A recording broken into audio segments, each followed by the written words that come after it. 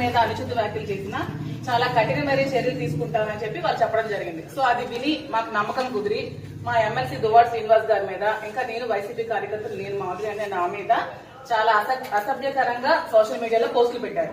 So మీరు ఖచ్చితంగా వాళ్ళ మీద కూడా యాక్షన్ తీసుకోవాలని కోరుకుంటూ మేము మా ఎంపీపీలు, ఎంపీటీసీలు, ప్రెసిడెంట్లు, మండలి టౌన్ ప్రెసిడెంట్లు అందరూ కలిపి మీ కంప్లైంట్ ఇవ్వడం జరిగింది. దీని మీద మీరు తప్పకుండా సివియర్ యాక్షన్ తీసుకోవాలని కోరుకుంటున్నాం. రెండు అందరికీ దానికి సంబంధించిన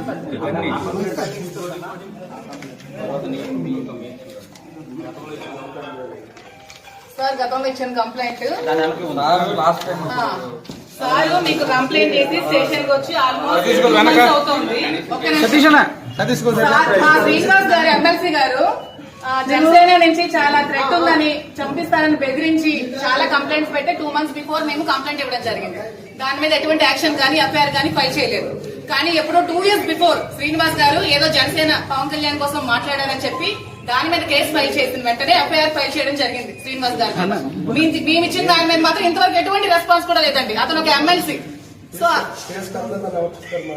మాకు ఇంతవరకు మాకు కట్టే మాకు రావాలి కదండి, కేసు అయితే కాపీ ఇవ్వాలి కదండి, మాకు కాపీ ఇవ్వాలి కదా.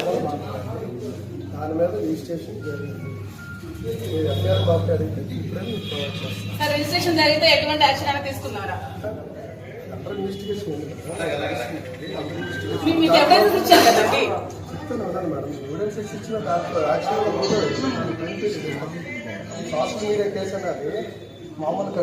సరే మాకు ఇస్తారు. సార్ దగ్గరికి వెళ్ళి అందరూ కంప్లైంట్ ఇచ్చి అందరూ సిగ్నేచర్స్ పెడతారు. మేమందరం వెళ్తాం కంప్లైంట్ ఇవ్వడానికి.